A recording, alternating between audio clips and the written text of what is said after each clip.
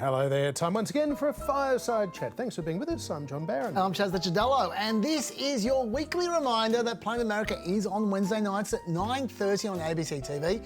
This is our end of the week chattier second show. Yes, this is where we can run longer interviews, deeper dives and take short naps if we need to. Both programs are always available to you though on ABC iView, YouTube and Facebook. And later on we're going to be looking at this week's third Republican presidential debate in Miami, but first... And first to a series of very significant elections held this week in the United States, which have given a much-needed boost to Democrats, fretting somewhat over Joe Biden's recent dismal polling numbers. Being the first Tuesday after the first Monday in November, it was Election Day in America. These so-called off-year elections, not in a presidential or midterm election year like last year. There was a gubernatorial election in the state of Mississippi, which was really the only bright spot for Republicans all week. Governor Tate Reeves was running for a second term against the Democratic candidate Brandon Presley. And Reeves won by around 4.5 points in that, Chaz. Close, but no cigar for Presley. That's a great result for Mississippi. Yeah. Because Mississippi went to Trump by 16 points. Now, Tate Reeves, not the strongest candidate from the Republicans as the governor. Slightly damaged goods. Yeah, he's got like a 46% approval rating, and there's a lot of allegations about corruption involving him as well. So, yeah, he's a bit shady. But having said that, it's still a good result to be within 5 points for the Democrats in Mississippi. Yeah, interesting that Brandon Presley, unlike most Democrats, ran as a pro-life rather than pro-choice on abortion candidate, which maybe in Mississippi, maybe this result suggests that that was maybe the right call for him. Absolutely, and he ran a good populist campaign as well. And for those wondering, yes, he is related to Elvis Presley. He's his second cousin. Brandon Presley. Did he use that in the campaign? I don't. He let it be known. Yeah. He didn't hide it. That's for Yeah, sure, okay. And there was another election this week, this one in the state of Kentucky, where another incumbent, the Governor Andy Beshear, won by a similar margin to the race in Ole Miss. His victory was over Daniel Cameron. What makes this interesting is that Kentucky is another even deeper red Republican state. Andy Beshear, very much a Democrat, who won the narrowest contest of any in the 2019 election cycle, but this time quite a comfortable win against Cameron, who is seen as potentially a bit of a rising star. Check him out. I want all of us to think about what these next few decades will look like. And I ask that you pray for Governor Beshear and his team and for all of our Commonwealth. Probably not the last we will see of him. There might be a very good omen, though, for Democrats in Beshear's win this week. Beshear is a second-generation governor, his father elected to 2 terms. Kentucky has a reputation as a bellwether state, with its voters' choice matching the party of the next year's presidential winner in 2011, 2015, and 2019. And Chaz, Beshear is particularly interesting because he is pro-choice on abortion. He is pro-voting rights. He is pro-unions as well. The auto workers in Kentucky love the fact that basically the electric cars of the future look as though they're going to get a lot of those batteries made in Kentucky. So he's really modernising the economy. Beshear and his handling of the COVID pandemic, as well as a series of natural disasters, had lots of floods in Kentucky. He was really seen as kind of the consoler-in-chief. He did a good job, there's no doubt. He got plenty of respect as a result of that. And this maybe does provide a template for other Democrats who are still thinking maybe one day Democrats can win in the South again.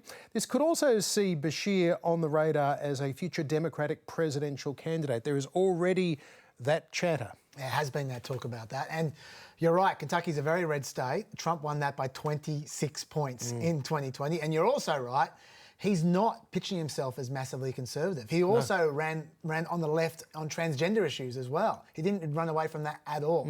Having said that, when you're talking about the template, it's a pretty hard template to follow. First of all, you have to have a dad who's a popular governor. Yeah, Steve Beshear was very popular. Right. Yeah. Back in the days when Democrats did tend to get elected in Kentucky quite a bit. Take a guess how many Republican governors there have been in Kentucky in the last 75 years? In the last 75 years? 4? 2. too. So, he's not the first Democrat governor in Kentucky. There's been quite a few of them. But also, he's got a 60% approval rating as well. It's hard for him to lose from the position he's in. Having said that, he does have a template in a way, because Joe Biden has an approval rating of 22% in Kentucky. And Dan Cameron spent the whole race trying to link Bashir to Joe Biden. They had the classic ad where they were tearing down half of Bashir's face and there was Joe Biden behind him and all this kind of stuff. So what Bashir did was he localised the race as much as possible. Local issues, in particular, abortion is right across America. Abortion is a local issue at the moment, and it was here as well. Now, in Kentucky, abortion has been banned completely. The only exceptions are for the life of the mother, or if she's permanently incapacitated. They don't even have the normal rape type exemptions. But Andy Bashir, he was running to at least just introduce one or two exemptions, just one or two. And Dan Cameron didn't want those one or two, and this is what happened. I was raped by my stepfather after years of sexual abuse. I was 12. Anyone who believes there should be no exceptions for rape and incest could never understand what it's like to stand in my shoes. This is to you, Daniel Cameron. To tell a 12-year-old girl she must have the baby of her stepfather who raped her is unthinkable. I'm speaking out because women and girls need to have options. Daniel Cameron would give us none. And Bashir personally thanked her during his thank you speech. She was a big part of his campaign. It's an extraordinary thing for her to be able to do. And more than 2/3 of American voters, even in states like Kentucky, agree that there should be exceptions in cases like that. And what this shows you is that it doesn't matter how red the state is, no matter what the rules are about abortion in that state, abortion can become an issue during an election. Yeah. Also worth noting that there is an incumbency factor at the moment in gubernatorial politics in the United States. I think only 2 governors have lost since 2018. Andy Bashir probably benefited from that. There was no anti-COVID backlash. But still, it also says that if you've got an effective governor, people respect that and don't necessarily worry too much about differences on issues if they're delivering on policies and people's lives. It's just getting on with the job, which is an interesting template in itself, Washington, DC. One of the biggest losers of the night this week, though, was somebody who wasn't even on the ballot in Virginia. This is the Republican governor there, Glenn Youngkin. He and his sweater vests were front and centre, though, in this campaign, and he was definitely hoping to win control of the state Senate. Instead, he lost it and also the House of Delegates, which Republicans had previously had a majority in. Now, some Republicans were holding out hope that Glenn Youngkin could use a strong showing this week in Virginia as a springboard into the presidential race to get in late as a rival to Trump. That hope, however unrealistic it ever was, now seems entirely dead on arrival. So, how's Glenn Youngkin feeling now? I'm a little disappointed, to be clear, and I think that's just a natural reality. But we've stepped back and we recognize that, boy, this was a razor-thin set of decisions that were made on both sides of a number of these races. Virginia is an increasingly Democratic state at the presidential level, but because they have a single 4-year term for governors, and then you can run again after another 4 or 8 years, but you can't run for 2 consecutive terms. And because the election is held in these off years, there does tend to be a swing against the party of the president in these Virginia elections, which there wasn't in this case. So Democrats are looking at that and thinking this might be a good omen for next year. This election became very much another referendum on abortion. Glenn Youngkin, he attempted to try and find what he sort of billed as a more moderate conservative stance following the overturning of those federal constitutional rights under Roe versus Wade. But clearly going for a moderate pitch of 15 weeks didn't work. Yeah, well, look, first of all, we should just specify that it worked almost. Yeah. It was actually a very close election. Yeah.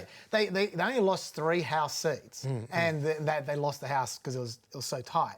and they actually gained 1 Senate seat, the Republicans. And this is, as you say, Virginia went to Biden by 10 points. So it's a very blue state at the moment. And Youngkin only won his last election by 2 points. So I mean, they actually, and in this election, they won every single seat that Biden won by 9 points or less. Yeah. So they did pretty well. They did better than when Trump was on the ballot, that's for sure. Totally, but not quite enough, as you say. The interesting thing about this for mine is that he did not need to make this about abortion.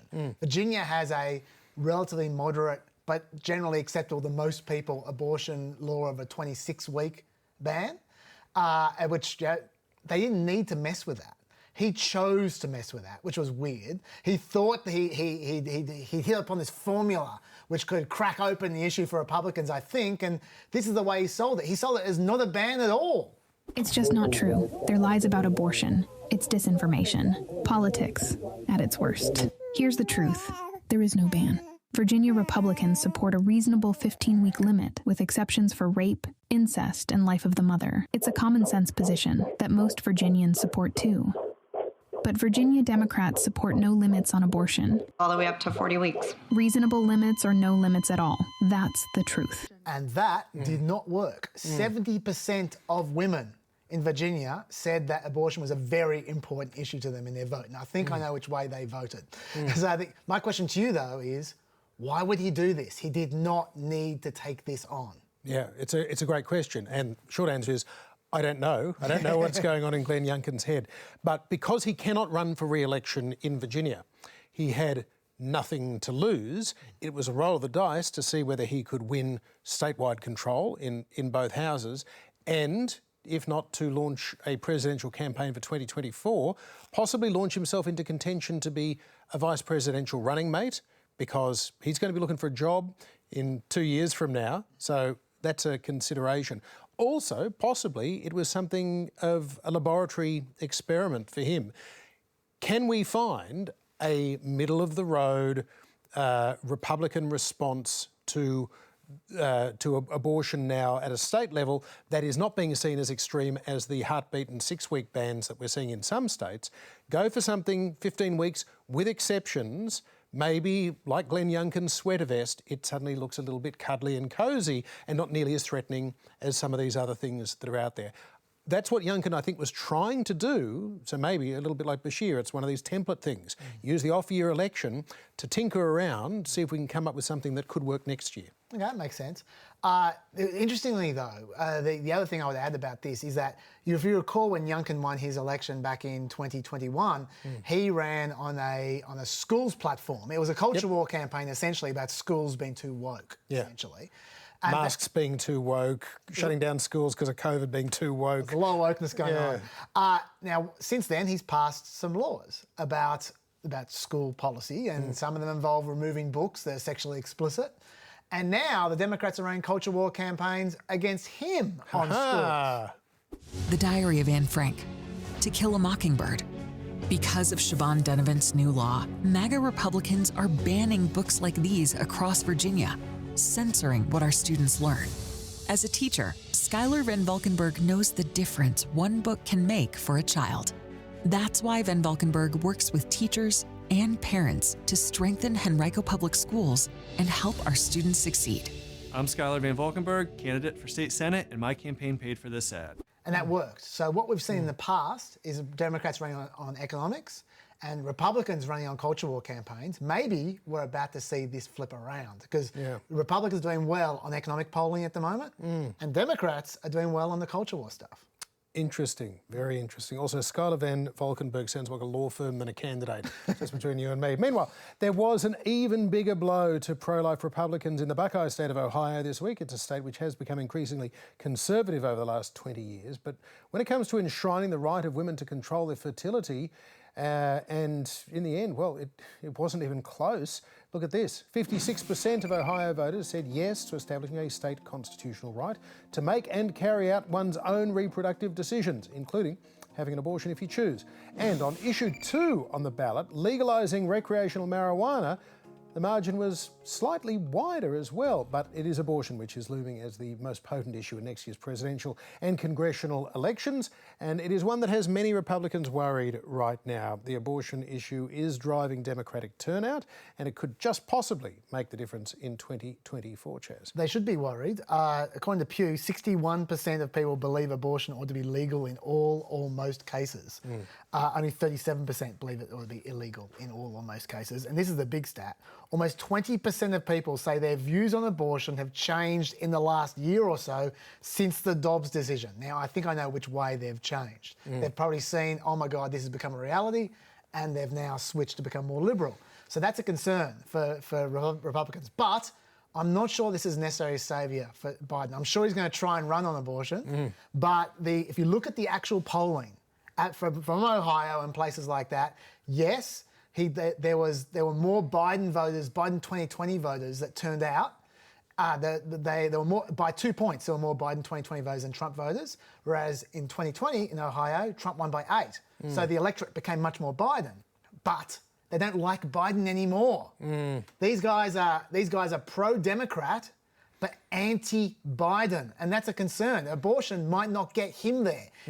They're pro-Democrat, they're pro-Democrat Congress, pro-Democrat issues, but Biden is running as an individual. Yes. And also on top of that, remember Trump is very flexible. He's not going to be easy to run against when it comes to abortion. Yeah, although at some point the question is going to be asked of Joe Biden if the Republican House and maybe Republican Senate send you a 15-week federal abortion ban, do you sign it or not? Because so far he hasn't been on that debate stage. He has not addressed these kinds of questions. That's true.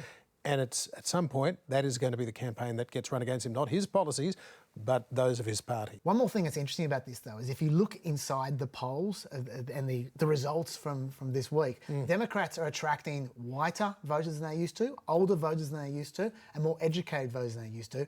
They're the guys that turn out in midterms and in special elections like we just saw.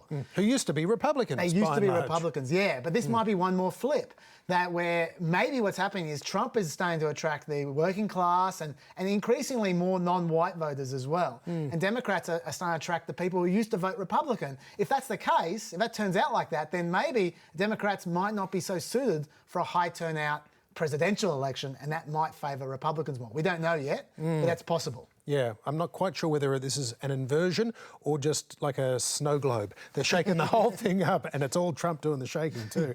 All of those elections took place before this week's Republican debate. So let's take a look at that now. Mr. Worldwide. The Republican debate stage this week was a little emptier than it has been, with just 5 candidates now on the stage. Vice President Mike Pence having dropped out since the last debate a month ago, and North Dakota Governor Doug Burgum, he failed to make the cut as well. Frontrunner Donald Trump still not bothering to turn up for these talk fests. So, to join us now to give her impressions on all of this is Republican political consultant Liz Mair, who's worked on a whole lot of presidential and other campaigns over the years, including for the RNC in the McCain-Palin years, Rick Perry, Scott Walker. We're not going to hold any of those against you, though, Liz Mair. Welcome back to Planet America. Great to see you. Thank you. It's nice to be here. Tell us, overall, what were your impressions of this debate? Did anyone stand out or make a move or really disgrace themselves to your mind? Well, I thought a few things were interesting. I think Chris Christie conducted himself better than he did in the last debate. I still don't think he's going to get very many votes from actual Republicans. But compared to the previous debate, at least this one, he looked like he actually wanted to be there. So that was sort of novel, because the previous one, he sort of looked disgruntled and surly and very put out and extremely bothered at the issue of having to even be present at a debate in a presidential contest in which he has presumably volunteered to run, not been sort of held at gunpoint and forced to run. So I thought that was interesting. He seemed to actually be enjoying himself and participating in the process and not looking like he was about to blow his brains out as a result of being forced to debate. I thought Nikki Haley did a good job again. She does better when she's sort of on her feet as opposed to using more canned lines and a lot more stuff from the stump speech. But I thought she did quite well. Tim Scott surprised us by apparently announcing a new foreign policy initiative, which I guess is his intention to bomb Iran, which isn't something we've really heard a ton about. I feel like really since John McCain got in trouble for sort of doing his version of the Barbara Ann song. Sure, bum, bum, bum, bum, bum, around. Yes, exactly, yes. So I guess Tim Scott decided he would sort of reprise that old hit and see how that worked out. I don't think it's going to do much for him, but it was definitely an eyebrow-raising moment of the debate for me. And then we had the usual Vivek Ramaswamy, Chat GPT implant in the brain, spewing whatever word salad and constant nonsense and attacks on everybody. And Ron DeSantis standing in the middle of it looking extremely uncomfortable, slightly embarrassed, very awkward, and generally probably wishing he weren't there. Something that I found a bit odd, Liz, and I want to know your view on this, was, the candidates seem to attack each other a lot, given that none of them were each other's competition. Like especially, Chris Christie especially noted at one point in time that Ramaswamy and DeSantis and Haley were all attacking each other. The person who they should have been attacking wasn't even there, which is Trump, the actual leader of the race. In particular, it seemed to me to be particularly ridiculous when at the beginning of the debate, the moderator, the Lester Holt, he teed them up to attack Trump. The question was, why should you be the president and not Trump? And most of them were glancing blows at best. Ramaswamy, I could not believe it. He started by saying, we've become a party of losers because there's a cancer that over the last few years that has been causing us to lose elections. And you thought, okay, he's about to talk about Trump. But this is who he was talking about. Since Ronna McDaniel took over as chairwoman of the RNC in 2017, we have lost 2018, 2020, 2022, no red wave that never came. We got trounced last night in 2023. And frankly, look, the people there are cheering for losing in the Republican Party. Think about who's moderating this debate. This should be Tucker Carlson, Joe Rogan, and Elon Musk. We'd have 10 times the viewership, asking questions that GOP primary voters actually care about and bringing more people into our party. And so the fact of the matter is, Kristen, I'm going to use this time because this is actually about you in the media and the corrupt media establishment. Ask you, the Trump-Russia collusion hoax that you pushed on this network for years, was that real or was that Hillary Clinton made-up disinformation? Answer the question. Go. Mr. Roberts. This is how we get our country back. So, Liz, the reason why they've been losing is, number one, because of a little-known official that most viewers would have no idea who that even was. Maybe because of Kristen Welker. Maybe because Joe Rogan isn't moderating the debate. But the thing which I found was most telling was he got the biggest applause of the night for that avoidance of talking about Donald Trump. What is this saying about the debate? Well, because it's super easy layup in the Republican Party. Bash the media, everybody cheers, right? This is a tried and tested strategy. It's been going on for decades. This is what you do. I don't think the applause line was over Ronna McDaniel. Frankly, I'd be really surprised if more than about 10% of the audience actually knew who Ronna McDaniel was. Yeah. I know who Ronna McDaniel is because I used to work at the RNC. And because I used to work at the RNC, and Vivek doesn't know anything about politics because he's a newbie, and I think he's only voted twice or whatever in his life, he does not understand this. But actually, the chairman of the RNC has, first of all, precious little to do with elections that happen in off years like in Virginia. Whereas the Republican Party of Virginia has a whole lot to do with that. And having been a part of the Republican Party of Virginia, possibly at its most dysfunctional, I can promise you no amount of help from the RNC is ever going to save those people. It's just not possible. But I think Ramaswamy, I thought it was really interesting that basically he focused all of his attacks last night, or his strongest attacks, on women. We'll see, but personally, I don't know any woman who watched that and didn't come away thinking, ew, gross, never getting my vote, never getting my dollar. Yeah. That's a bit of a problem. Let's take a look at some of those exchanges, particularly between Vivek Ramaswamy and Nikki Haley, where also Ramaswamy provided us with a mental image that is, more than a day later, I'm still having difficulty shaking, involving Dick Cheney and high heel shoes. Take a look. Do you want a leader from a different generation who's going to put this country first? Or do you want Dick Cheney in 3-inch heels? All right, Mr. In which case, we've got 2 of them on stage tonight. Ramaswamy, thank you. Yes, I'd first like to say they're 5-inch heels, and I don't wear them unless you can run in them. And I'd I'd like the likes of the sharpest of the war hawks on Ukraine, Nikki Haley, to have some accountability and answer.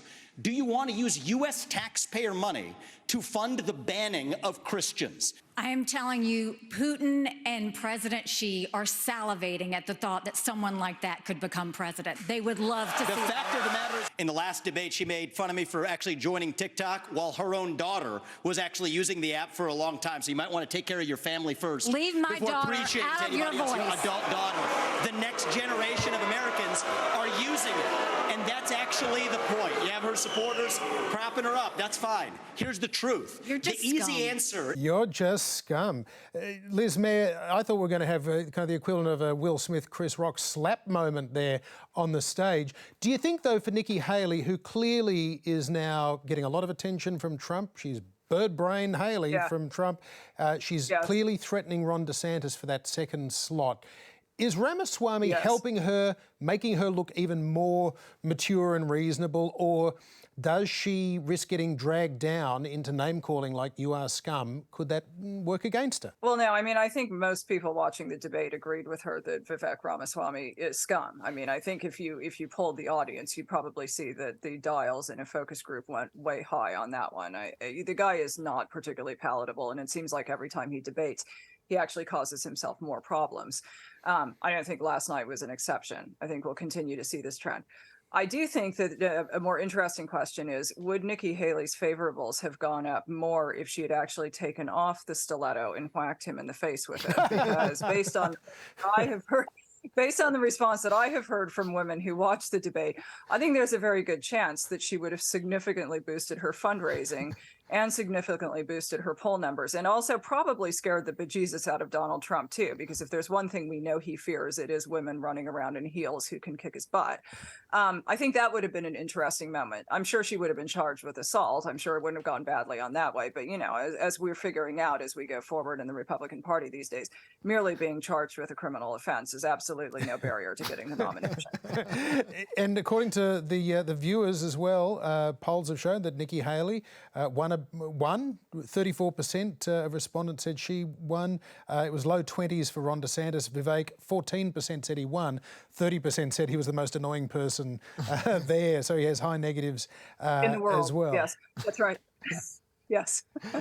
Yeah, I'm surprised that it was restricted to the most annoying person in the debate. I mean, he is rapidly approaching a point where I know a lot of people. I say frequently that I really have a lot of problems with Donald Trump, and I would vote for Trump every day of the week and twice on Sunday before I would ever consider casting my vote for Vivek Ramaswamy.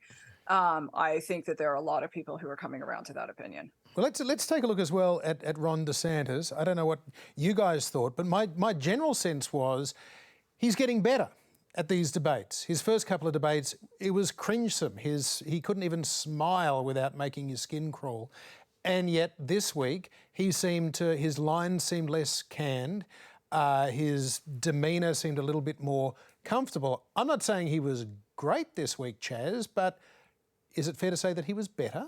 I think it was better, and I think I'd like to know your view on this, Liz. I think that he's given up. I think he's under less pressure than he used to be. Really? When the spotlight was on him, I think he was struggling under the pressure. I think now he feels like he's losing, and so he's more relaxed. But he just got endorsed by Kim Reynolds in Iowa. If he's going to have a moment now, he gets 30% in Iowa. Suddenly he's back in the ball game. He hasn't given up, has he, Liz? What do you think, Liz? I don't think he's given up, but I do think that he's recognized that his odds are a little longer, and everybody else understands his odds are a little longer. I think maybe there is a little bit less pressure with everybody else having realized what presumably his campaign staff have been telling him for quite a while, which is this is not going to be very easy beating Donald Trump. The odds are you're going to fight very hard and you're going to lose.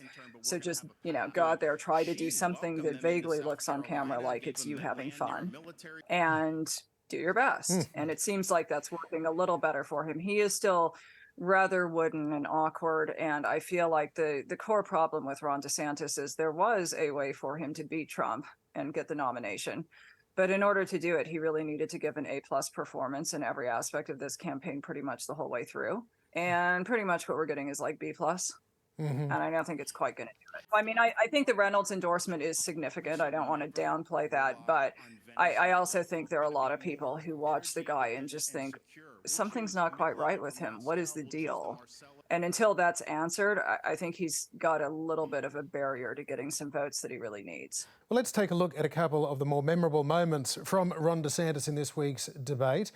There's plenty of tough talk and even the occasional extrajudicial execution being advocated. Tell you this, if someone in the drug cartels is sneaking fentanyl across the border when I'm president, that's going to be the last thing they do. We're going to shoot them stone cold dead. You harm a hair on the head of an American service member, and you are going to have hell to pay. We are not just going to sit there and let our service members be sitting ducks, and that's true whether it's Iran or whether it's any country on the world. So, Liz, what did you make of that tough-talking Ron DeSantis? Is this the short man syndrome getting upset about the heels jibes again? Yeah, I don't know. I mean, I think, there's always a thing where until somebody has actually been president, it's very difficult for them to sort of have this presidential voice and come off as a commander-in-chief. And I think frequently they reach for that. I think what's difficult for Ron DeSantis in this situation is that because Nikki Haley actually has been in a position where she's dealt with foreign policy and national security, he's not just vying with Donald Trump or Joe Biden in that front. He's also vying with Nikki Haley. And so I think that's making him just a touch desperate, maybe, to sort of to attempt to over-credential himself with rhetoric. Do I think Ron DeSantis would actually be doing that as president? I don't know what he'd do on the Mexico situation, maybe. But I'm pretty sure that he wouldn't get into a situation where if anything happened to a single U.S. service member, he would literally kick off a war over it. I imagine he would probably be reined in from that. And I think his military experience probably tells him that that's true, no matter what sounds good in a debate. On that note, Liz, you mentioned before that Tim Scott pretty much declared war on Iran. I found that interesting as well. Look, we should just watch that for a second and then we'll talk about it. If you want to stop the 40-plus attacks on military personnel in the Middle East, you have to strike in Iran. If you want to make a difference, you cannot just continue to have strikes in Syria on warehouses. You actually have to cut off the head of the snake, and the head of the snake is Iran and not simply their proxies. Okay, so he seemed to declare war on Iran there. No one mentioned it. No one said anything about it at all. They all just moved on. Since then, there's been no coverage of it whatsoever. Is that a sign that everyone's just assumed he's not, like he's about to drop out and he might as well just go? Like the fact that no one seemed to care? I mean, I think it's partly that. I think what he said is probably factually correct if you actually wanted to put a stop to a lot of the things that are bothering people intensely and really, really upsetting people intensely in the realm of foreign policy and national security. Yes, if you manage to get the Islamic Republic of Iran to just be Iran and not the Islamic Republic of and engaged in sponsoring terrorism, you would probably achieve that. I also think that there are very few people, especially in a Republican Party that is becoming increasingly isolationist, who are going to sign up for, yeah, dude, let's just start another war in Asia. We did it with Iraq. We did it with Afghanistan. Let's do it with Iran. I mean, I just think there's precious little support for actually doing that, regardless of whether what he says is factually correct or not. So, yeah, I mean, at the end of the day, I don't think he's really particularly going anywhere. I know people said that he geared pretty much everything he did last night towards gaining a better toehold in Iowa. I really like Tim Scott a great deal, but the fundamental problem is he's actually a very optimistic, sunny person who really thinks America is an awesome country. And I think that's a position that's held by approximately 7% of the Republican electorate at this point. I just don't think there's any way that he can translate that into actually becoming the nominee. Liz Mair, great to see you again. Thanks for having a fireside chat. All right, thank you. Some more for you now from my feature interview this week with Stuart Stevens, a legend of American presidential politics. The campaign strategist helped elect George W. Bush and also ran Mitt Romney's 2012 presidential campaign. Stevens has been one of the most outspoken critics of Donald Trump ever since 2015, and he's become quite the critic of the Republican Party, which he was once a proud member of but has now quit. He's written a new book. It is called The Conspiracy to End America, which warns of the anti-democratic tendencies of the once grand old party. Stuart Stevens, you write in your new book that the Republican Party is an autocratic movement masquerading as a political party. Explain what you mean by that. You know, a political party in America, like most Western democracies, has to have a governing philosophy. You have to have some basic principles about which you are organized. As someone who spent 30 years in the Republican Party, if you held a gun to my head and said, what are these today in the Republican Party? I'd tell you to just shoot me. I have no idea. There is no governing, coherent political philosophy that the Republican Party can claim that it believes in. I mean, and it starts with not being willing to admit that the current president of the United States is a legally elected president.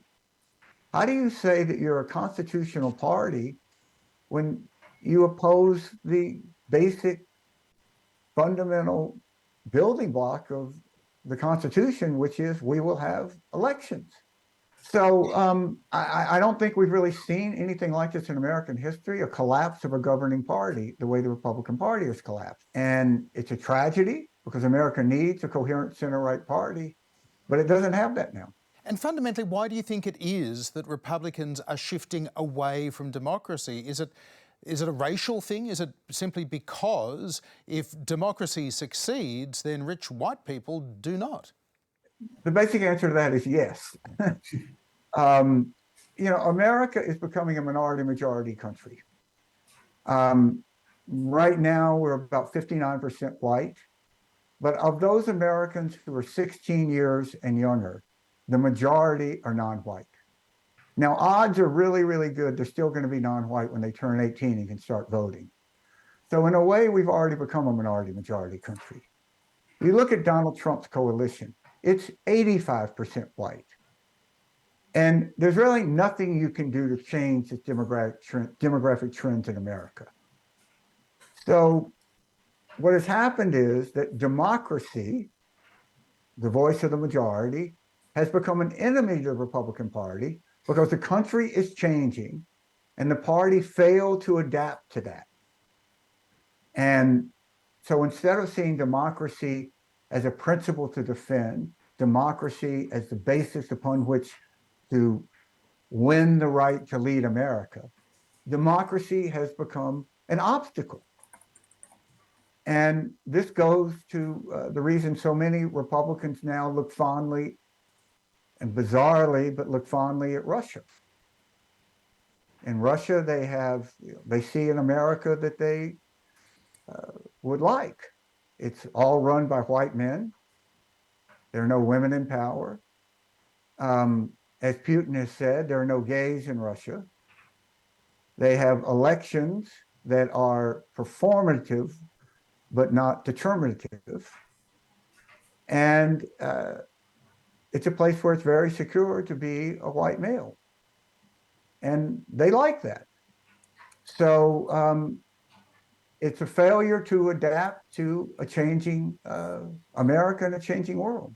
And is it down to this sort of sense of nostalgia that you talk about, this idea that Russia today somehow more closely resembles the United States as it used to be? How else can you explain how you've gone from Ronald Reagan describing the Soviets as the evil empire, even Mitt Romney in 2012 describing Russia as America's greatest strategic threat, to this now wholehearted embrace of Putin and Russia by many Republicans? You know, it's something I just never would have imagined could have happened. I mean, a defining moment for the Republican Party pre-Trump, I think it's fair to say, is Ronald Reagan standing in front of the Berlin Wall and challenging Mr. Gorbachev, tear down this wall. And if there was any unifying principle in the Republican Party, it was standing up to the Soviet Union, standing up to Russia, standing up to tyranny. So what happened here? Well, we know beyond a shadow of a doubt, every U.S. intelligence agency agrees that Russia, including Russia now admits that they did, Russia tried to elect Donald Trump. They helped elect Donald Trump. Donald Trump won. So what did they get? Well, it turns out they got quite a bit. For decades, the center of the anti-Russian, anti-Soviet Union, political center of power in America, was the most conservative element of the Republican Party. That is now the center of the pro-Putin movement in American politics. And it's extraordinary, but in one way, there's a very simple straight through line. Russia tried to elect Trump, Trump won, and now Trump has led the party to be, in many ways, a pro-Putin party. And what does that mean for the world? It means that if a Republican is elected president, most likely, if it's Donald Trump or Ron DeSantis or Vivek Ramaswamy, most of the candidates running, it means that the United States will greatly reduce or cut off aid to Ukraine. And that means that Russia will not be defeated. If the United States is not supporting the Democratic side in the largest land war in Europe since World War II, what does that say? What will that mean? It will be an utter disaster for the West and for democracy and for America.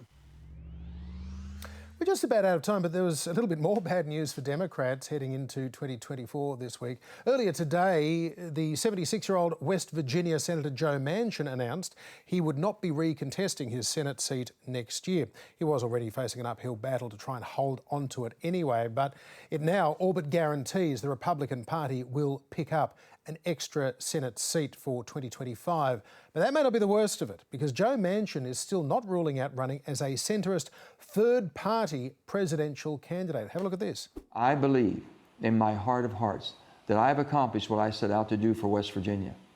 I have made one of the toughest decisions of my life and decided that I will not be running for re-election to the United States Senate. But what I will be doing is traveling the country and speaking out to see if there is an interest in creating a movement to mobilize the middle and bring Americans together.